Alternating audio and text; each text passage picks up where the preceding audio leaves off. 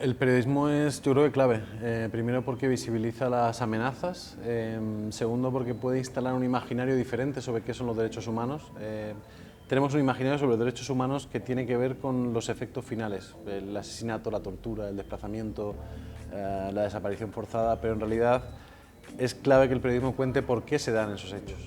Otro de los papeles que yo creo que tiene clave es no revictimizar a las víctimas de violación de derechos humanos, es decir, no mostrar a las víctimas de derechos humanos como seres desprovistos de personalidad, que simplemente piden ayuda desesperadamente pero no tienen ideas ni propuestas, ¿no?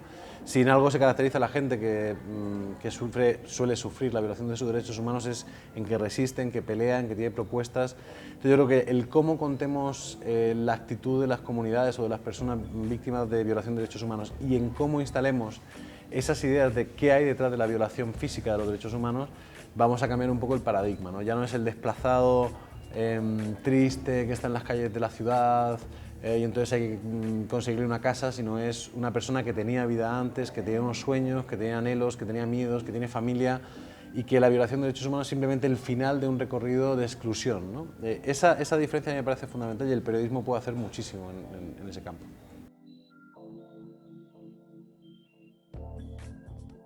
Yo creo que no es periodismo latinoamericano, periodismo colombiano, periodismo español. Yo creo que el periodismo en general está pasando un mal momento en el planeta, ¿no? Entre otras cosas porque los poderes reales se han armado de un aparato de comunicación, tiene una capacidad de incidencia en la comunicación brutal, tiene una capacidad de instalar ideas, de instalar imaginarios brutales.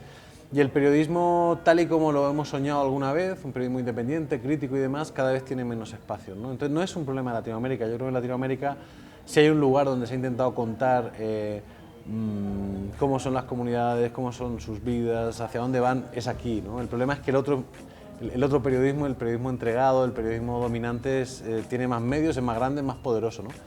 ¿Qué nos falta en general? Yo creo que capacidad crítica, mucho compromiso y ojalá medios independientes donde difundir nuestras historias, ¿no? Porque si no hay medios independientes que cuenten las historias pero de una manera profesional y que lleguen a la mayor cantidad de gente posible, ya nos podemos estrellar contra una pared que no vamos a conseguir mucho, ¿no?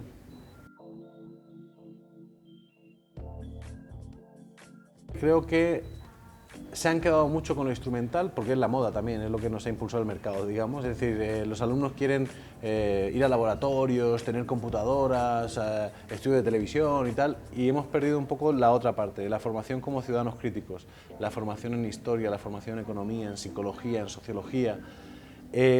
Yo sé que eso es mucho menos atractivo para un alumno y es mucho menos atractivo desde el punto de vista del marketing.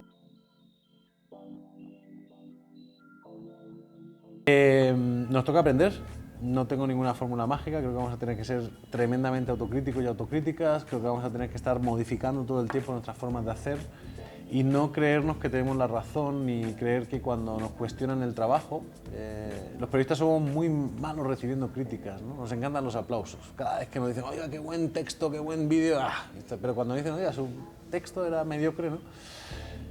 Tenemos que tener un estómago mucho más dispuesto a recibir críticas y a que nos sirvan no para hundirnos ni para deprimirnos, sino para mejorar, ¿no? Va a ser difícil, ¿eh? Igual que el país tiene que aprender a caminar de nuevo, el periodismo tiene que aprender a caminar de nuevo.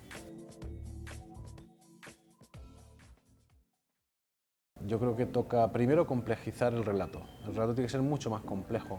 Escrito de una manera sencilla o simple, pero mucho más complejo.